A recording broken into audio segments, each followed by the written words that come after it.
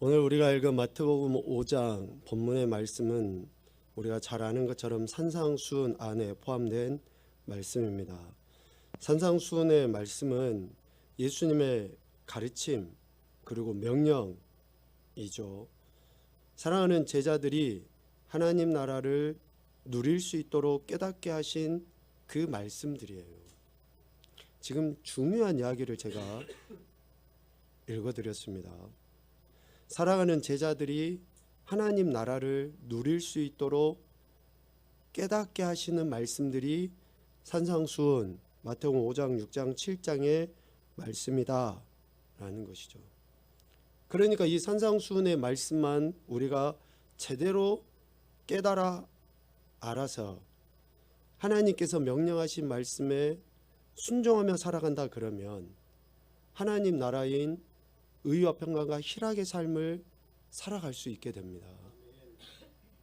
하나님 나라 백성들은 하나님께서 명령하신 것에 대한 태도를 보여야지만이 하나님 나라 백성임을 증명해 보이게 되어 있어요. 그 관계의 증명은 말씀에 대한 태도로 나타나 보여지게 되어 있습니다. 그래서 예수님은 특별히 제자들에게 누가 하나님 나라를 소유할 수 있는가 라는 것을 먼저 말씀하시고 있습니다. 누가 하나님 나라를 소유하는 사람들이 되는가? 마태복음 5장 3절에 보면 심령이 가난한 자는 복이 있다. 천국이 그들의 것입니다. 라고 예수님이 말씀하셔요. 그리고 팔복의 마지막 번째인 10절에 보면 의를 위해 박해를 받는 자가 복이 있는데 그들이 천국을 소유하게 된다 라고 분명하게 이야기합니다. 누구에게 하나님의 나라가 주어지게 되는가? 그런데 5장 3절과 10절에 천국이 그들의 것이다 라고 이야기를 하면서 산상수훈의 말씀을 맞춰가는 마태복음 7장 21절에서는 이러한 자들이 천국을 소유할 수 있게 된다라고 이야기합니다. 마태복음 7장 21절 읽어봅시다. 시작. 나더러 주여 주여 하는 자마다 다 천국에 들어갈 것이 아니요 다만 하늘에 계신 내 아버지의 뜻대로 행하는 자라야 들어가리라. 아멘. 그러니까 천국을 이러한 사람들이 소유를 하는데 진정 천국에 대한 소유가 완전함으로 드러날 수 있는 것은 그 말씀에 대한 순종을 보이는 자들이 천국에 대한 소유를 온전히 이룰 수 있다라고 이야기합니다. 천국 곧 하나님 나라를 소유한 자는 어떤 사람이겠습니까? 하나님의 말씀에 순종하는 자인데 그 말씀에 순종하기 위하여 첫 번째는 예수님께 나아와야지만이 순종을 할 수 있어요. 첫 번째는 예수님께 나아가야 돼요. 나아가야 돼. 예수님께서 부르신 사람들이 예수님께 나오는 사람들입니다. 마태복음 4장 18절 이하에 예수님께서 제자들을 부르십니다. 그 부름에 반응해서 예수님께 나오는 사람들이 말씀을 듣게 되고 말씀을 듣는 자들이 말씀을 행하게 돼요. 이 원리를 꼭 여러분들 기억하십시오. 그래서 예수님께 나온 사람들은 첫째 예수님의 부르신 가운데 있는 사람들, 그리고 예수님이 부르신 사람들 가운데서도 실질적으로 예수님을 따르는 사람들, 마태복음 4장 25절에 이야기하는 것처럼 수많은 무리가 예수님을 따랐죠.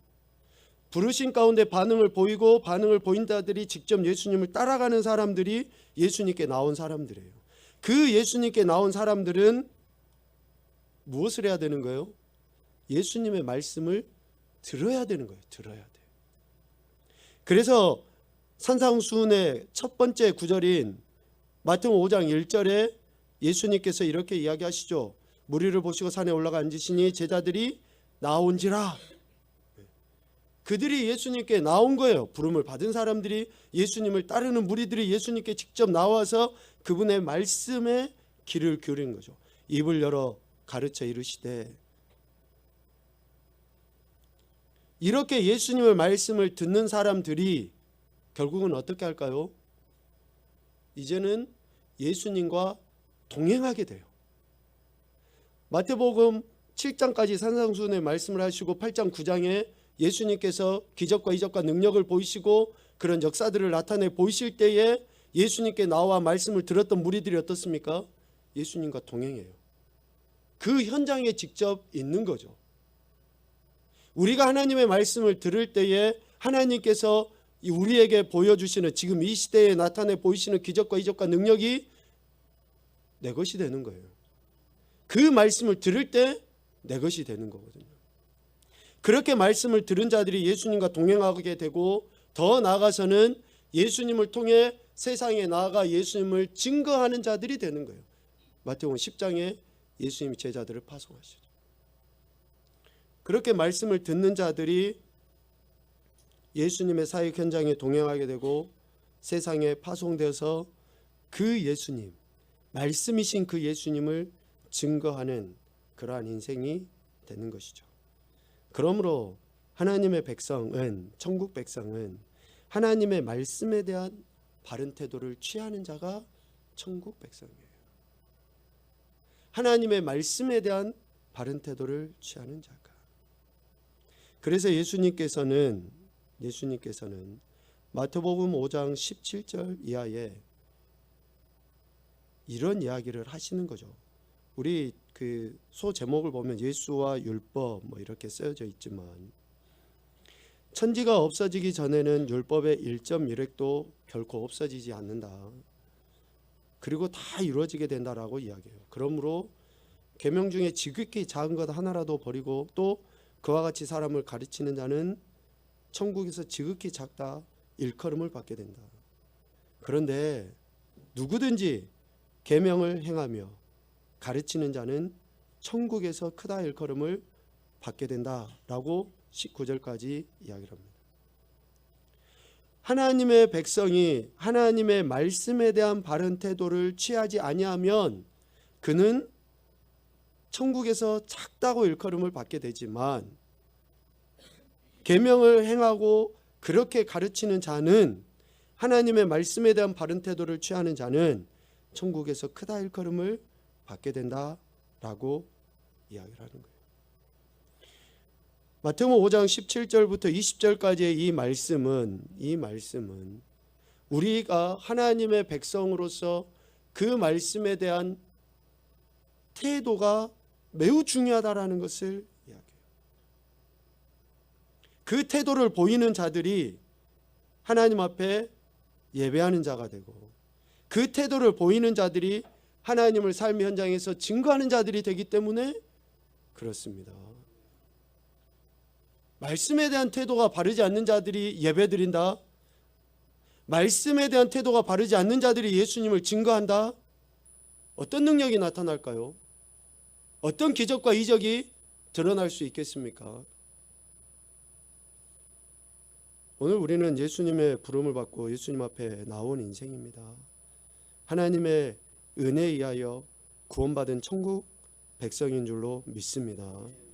오늘 우리가 천국 백성이라고 하면 하나님 나라 백성이라고 하면 그분의 명령에 대한 바른 태도를 취해야 하는 거죠. 명령에 대한 바른 태도를 취하는 것으로 인해서 그분과 맺어진 그 관계를 증명해 보이기 때문에 그러는 거예요. 오늘 이 시간에 우리가 다시 한번 내가 하나님의 백성으로서 그분의 말씀에 대한 어떤 태도를 취하고 있는지 우리 자신들을 깊이 되돌아보고 또 점검해보는 그런 시간이 되었으면 좋겠습니다. 오늘 마태복음 5장 21절 이하의 말씀을 통해서 천국 백성은 하나님의 말씀에 대한 태도를 바르게 나타내 보이는데 그 말씀에 대한 바른 태도의 시작이 어디다라고 이야기하냐면 바로 예배다라고 이야기해요. 예배. 하나님 나라 백성은 하나님과의 그 관계 안에 바른 태도, 즉 말씀에 대한 태도를 드러내 보이기 위해서 첫 번째가 예배의 태도라는 것을 이야기합니다. 예배의 태도. 요한복음 4장 23절 24절 이야기하는 것처럼 하나님께서는 신령과 진정으로 영과 진리로 예배하는 자들을 찾으신다라고 이야기하죠. 진정으로 아버지 앞에 예배하는 자들, 하나님과의 그 관계 안에서 그 관계를 예배로 증명해 보이고 삶으로 증명해 보이는 자들을 하나님은 찾으신다라고 이야기하셔요. 자, 왜 하나님께서 이렇게 예배하는 자를 찾으실까요?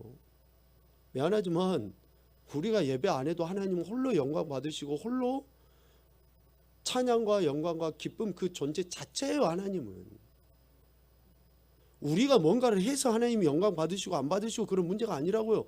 우리가 예배 안 드려도, 우리가 물질 안 드려도, 우리가 어떤 헌신 안 보여도 하나님은 그냥 홀로 그 존재 자체로 영광 받으시는 분이셔요. 그런데 왜 우리에게 예배하라고 이야기하고 예배에 대한 바른 태도를 취하라고 이야기하고 하나님께서는 그렇게 예배하는 자를 찾으신다라고 이야기하십니까?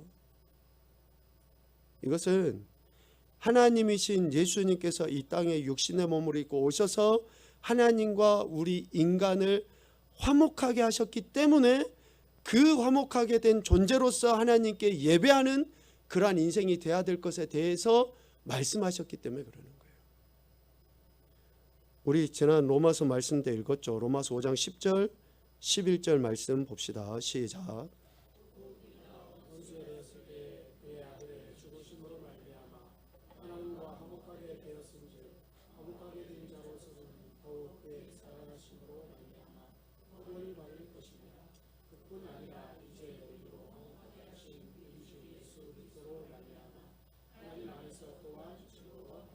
아멘.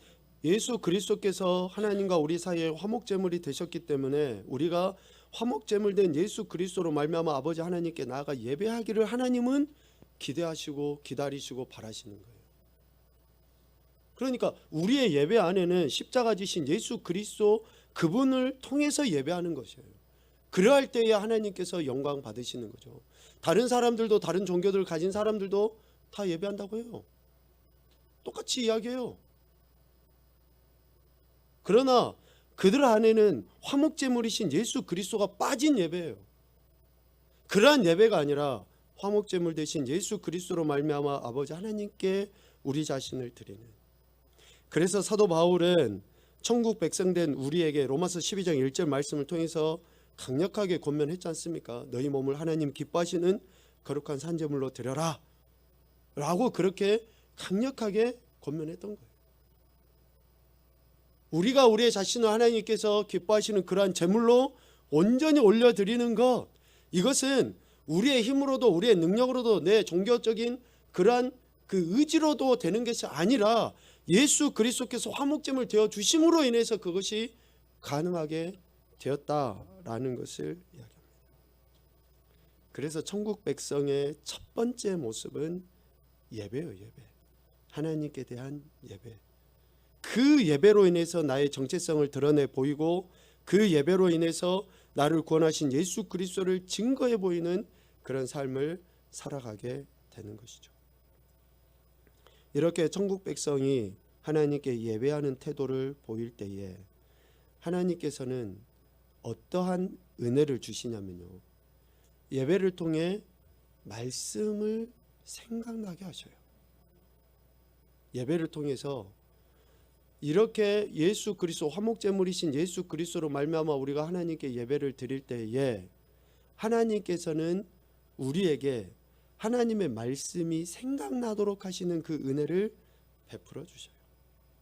오늘 23절 말씀에 보면 예물을 제단에 드리려다가 거기서 하면서 말미에 생각나거든 이라고 생각나거든. 하나님과의 관계는 예배와 말씀에 대한 태도를 통해서 나타난다라고 했죠. 예배하는 사람은 하나님 말씀 앞에 서는 거예요.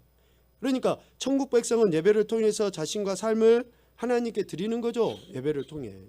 그렇게 예배를 통해 하나님께서 받으신 합당한 삶을 살아가게 되는데 하나님은 예배 드리는 그 자리에서 그 합당한 삶을 살아갈 수 있도록 하나님의 말씀이 생각나도록 하시는 거예요.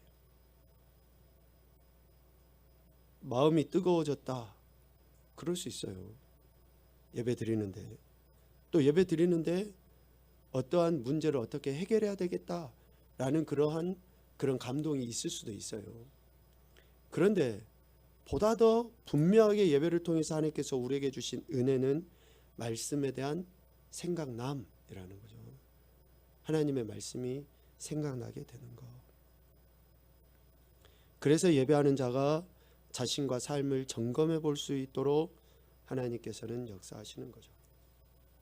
오늘 말씀에 예수님이 이렇게 이야기를 하시죠.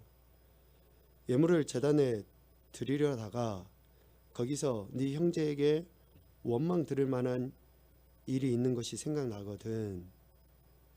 이 말씀의 의미를 천천히 생각을 해보면 꼭 창세기 4장에 나와 있는 아벨과 가인의 제사가 생각나지 않습니까? 하나님께서 받으시는 것은 제물만입니까?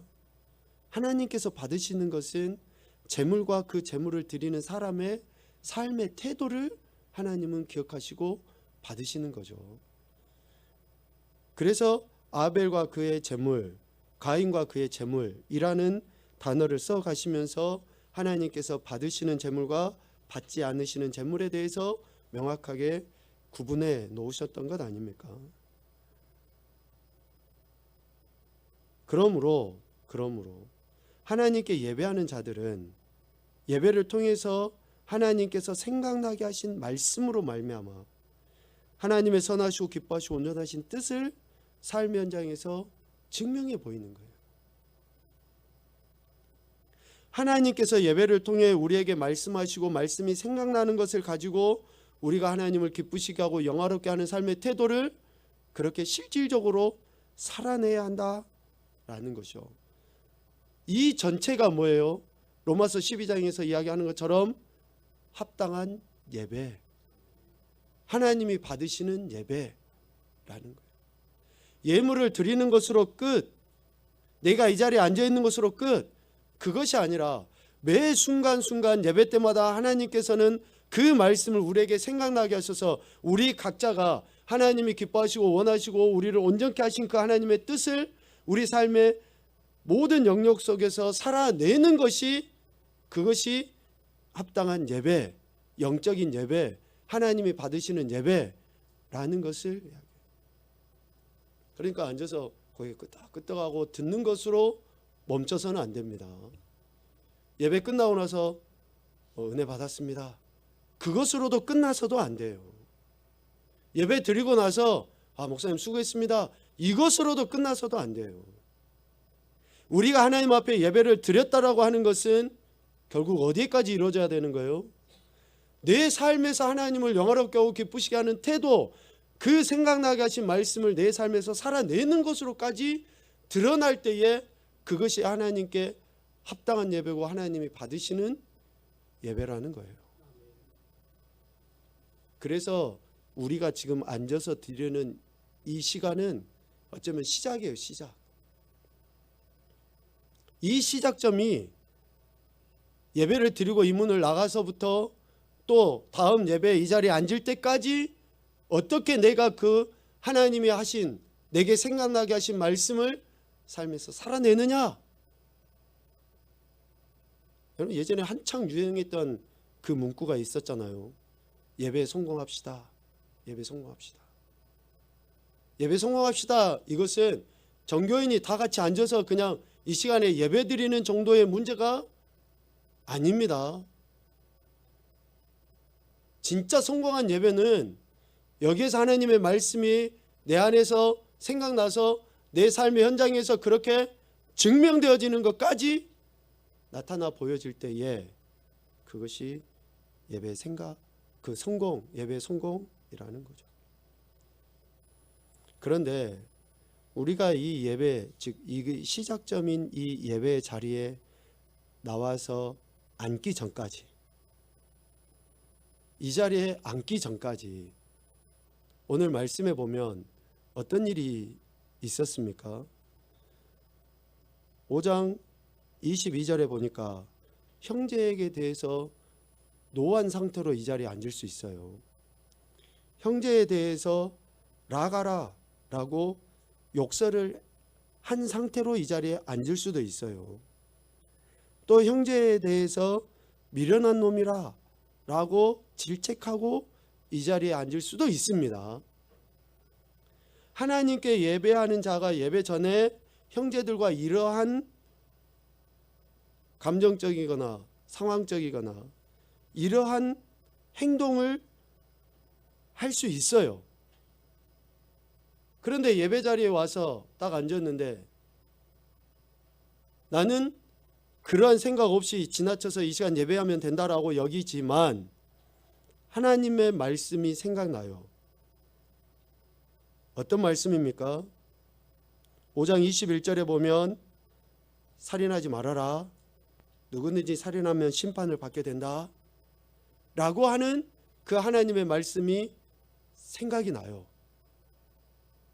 그런데 내가 예배 전에 형제에게 노했고 형제에게 욕설을 했고 형제에게 미련한 놈이라고 막 질책을 했어요. 그렇게 형제에 대해서 이렇게 하면 심판을 받게 되고 공에 잡혀가게 되고 지옥불에 던져지게 된다라고 하는 그러한 하나님의 말씀, 살인하지 말라라고 하신 그 하나님의 말씀이 생각이 난 거죠. 성령 하나님의 역사 아니겠습니까? 성령 하나님께서 우리가 예배 전에 이러한 일들을 한 것을 간과하지 않으시고 생각나게 하셔요. 그러면 우리 대부분은 어떻습니까? 아무렇지도 않은 듯이 그 생각이 난 것도 진짜 하나님의 은혜지만 생각이 나더라도 그냥 아무렇지도 않게 여전히 똑같이 예배를 드려요. 아무렇지도 않게.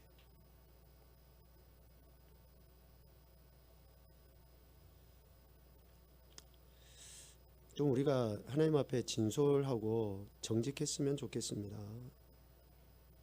하나님 앞에 우리의 예배가 온전히 하나님이 받으실 만한 예배가 될 수 있도록 이런 진솔함으로 나갔으면 좋겠는데요. 예수님께서는 이렇게 명령하셔요. 그런 말씀이 생각이 나면 예물을 제단 앞에 내려놓고 가서 형제와 좀 먼저 화목하고 와서 예물을 드려라. 그렇게 말씀하시거든요. 여러분 여기에 대한 그 강조점이 어디에 있는 것 같아요? 형제에게 대한 사랑을 강조하고 있는 것 같습니까? 아니면 예배의 거룩성을 강조하고 있는 것 같습니까? 어디에 예수님이 강조점을 두고 이야기를 하고 계시죠? 예배의 거룩성을 두고 예수님께서 지금 이야기를 하시는 거예요. 우리가 1년 365일 매일같이 예배를 드린다 할지라도 우리가 1년 52주 매주 예배를 드린다 할지라도 우리 안에 정직과 성결과 순전한 마음으로 하나님 앞에 예배드리지 못하는 그 예배가 52주 드려진다고 한들 1년 365일 드려진다고 한들 그것이 하나님께 무슨 의미가 있냐고요. 구약 이스라엘 백성들처럼 양 잡고 송아지 잡고 염소 잡아서 다 드려서 하나님 앞에 제물 갖다 드려도 마치 우리가 이 자리에 그냥 앉아서 엉덩이 도장만 찍고 나가는 것하고 무슨 의미가 있냐고요. 하나님께서 받으시는 그러한 진정한 예배의 거룩성 때문에 우리가 형제에 대해서 원망 들을 만한 일이 생각나면 혹시 누군가에게 불편을 끼치고 무엇인가 정직하지 못하고 바른 것이 있지 못하면 그것을 먼저 해결하고 와서 예배를 드리라고 하는 것은 우리가 단 한 번의 예배를 드려도 하나님 앞에 온전함으로 하나님께 예배 드려라 라고 하는 것 아니겠습니까? 그래서 예수님은 화목과 예배를, 형제의 화목과 예배를 동일선상에 놓고 강조해서 이야기하고 계셔요. 화목과 예배를 우리는 다 이야기하죠. 예배가 더 중요합니다. 그래, 당연히 예배 중요하죠. 그런데 하나님이 받으시는 예배를 내가 진짜 드리고 있는가? 하나님이 기대하시고 하나님이 원하시는 예배를 내가 드리고 있는가? 이건 우리가 매우 심각하게 우리 자신을 점검해야 되지 않을까요? 성전 마당만 밟고 가는 예배, 하나님이 기대하시고 원하시는 그런 예배가 아니에요.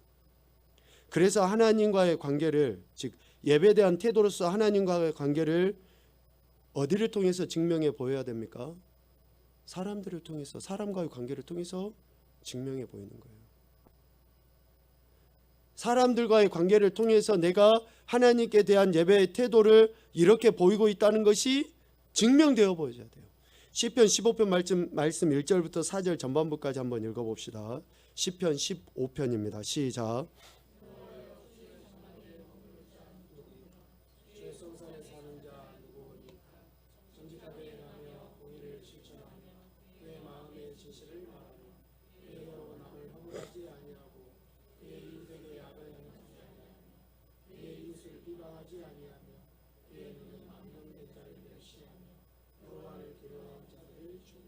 아멘. 여호와의 주의 장막에 머무는 자, 주의 성산에 사는 자, 하나님께 예배하는 자라고 할 수 있겠죠. 그렇게 예배하는 자가 누구냐? 어떤 사람이 그렇게 하나님께 예배하는 자이냐? 정직하게 행하고 공의를 실천하고 마음의 진실을 말하고 혀로 남을 허물하지 않고 이웃에게 악을 행하지 않고 이웃을 비방하지 않고 망령된 자를 멀리하고 멸시하고 또 진실로 이렇게 하나님을 경외하고 하나님께 예배하는 자들을 존중히 여기는 그러한 자가 하나님께 예배하는 자다라고 이야기해요. 여러분, 우리가 하나님께 예배하는 것은 하나님 나라 백성으로서 하나님께 대한 바른 태도는 이러한 예배를 통해 나타나는데, 이런 예배는 시편 15편에서 이야기하는 것처럼 사람과의 관계 안에서의 이런 바른 태도로 증명되어 보여지는 거예요. 그렇지 않고 우리가 하나님께 예배하고, 그렇지 않고 하나님께 찬양하고, 그러니 사람들이 신뢰를 못해요. 우리의 예배를. 그러니 사람들이 우리가 드리는 예배에 대해서 궁금해하지를 않아요. 왜? 삶으로 그것이 드러나 보이지를 않는데. 여러분, 우리가 진짜 하나님을 사랑합니까? 진짜 하나님을 경외하고 하나님의 백성이냐고요. 그러면 하나님께서 우리에게 주신 말씀, 명령을 우리 삶의 기준 삼고 살아야 할 줄로 믿습니다. 상황이 아니에요. 환경이 아니라고요. 문제가 해결되고 안 해결되고의 문제가 아닙니다. 그분의 말씀에 대한 나의 태도가 어떠한지, 그 태도를 증명해 보이는 예배가 어떠한지, 예배를 드렸다고 하면 예배를 드리고 난 이후에 내 삶의 태도가 인간관계 안에서 어떠한지, 이것이 온전하게 드러나지 아니하는데 손들고 예배하는 1시간 동안 뭐 찬양하고 눈물 흘리고 뭐하고 했다고 한들 그것이 하나님께 영광이 되겠냐고요. 우리가 하나님께 예물 드리고 예배한다고 하는 것은 다른 형제들에 대한 인격을 존중하는 것이고, 말과 행동을 통해서 화목하지 못했던 것들을 다 이렇게 다시 화목으로 회복시켜 가는 것이고, 하나님께서 맡기신 직분을 온전히 감당하는 것으로 드러날 때에 그것이 우리가 하나님께 예물 드렸다, 하나님께 예배 드렸다라고 하는 표현이 되는 겁니다. 그렇게 하나님은 예배하는 자, 그렇게 삶에서 실제로 살아내는 자를 하나님은 찾으시는 거예요. 찾으시는 거예요. 아니, 지금 이 시대에 예배가 없어서 문제입니까? 교회가 없어서 문제냐고. 세상이 이렇게 썩어져가고 어둡고 혼란하고 혼돈스러운 것이 예배가 없어서 그러냐고요. 예배 드리는 사람이 없어서 그럽니까? 아니에요. 우리 그리스도인의 책임감은 다른 형제들의 인격을 존중함에 있어서 말과 행동으로 그 존중을 표현하는 것, 즉 형제와 화목하게 지내는 것으로 나타나야 돼요. 이것이 우리 그리스도인의 책임감입니다. 하나님은 우리가 드리는 예배보다 우리의 화목에 더 관심을 갖고 계시는 거죠. 그래서 우리의 인간관계 안에서 어떻게 우리가 하나님의 사랑을 표현하고 나타내야 하는지. 그런데 여러분, 사도 바울이 이야기했지 않습니까? 이 화목하게 하는 것은 해도 그만 안 해도 그만이 아니라고요. 예수 그리스도 안에서 새로운 피조물 된 우리 인생들이, 즉 하나님 나라 백성된 우리들이 감당해야 될 책임이라고요. 책임, 직분이라고요. 직분. 교회 권사님들이 가서 위로해주고 권면하고 축복해서 화목하게 하면 되지. 아닙니다. 목사들이나 장로들 아니에요. 모든 성도들이, 예수 그리스도를 믿는 모든 인생들이 내 개인의 삶의 현장에서 내가 하나님께 예배하는 자로서 내 관계 안에 있는 사람들에게 하나님의 말씀을 삶으로 살아내 보이는 증명, 이 모든 사람들이 그렇게 감당해야 되는 것을 이야기하고 있죠. 고린도서 5장 18절부터 19절 말씀 읽겠습니다. 시작.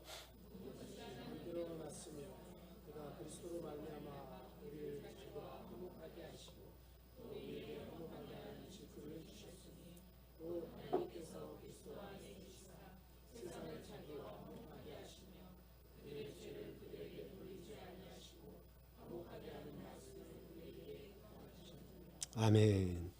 그래서 우리에게 말씀하신 대로 우리는 하나님께 예배하는 자로서 그 예배에 대한 태도가 실제 삶의 관계 안에서 이런 태도로 나타나야 한다라는 것을 우리에게 가르쳐 주십니다.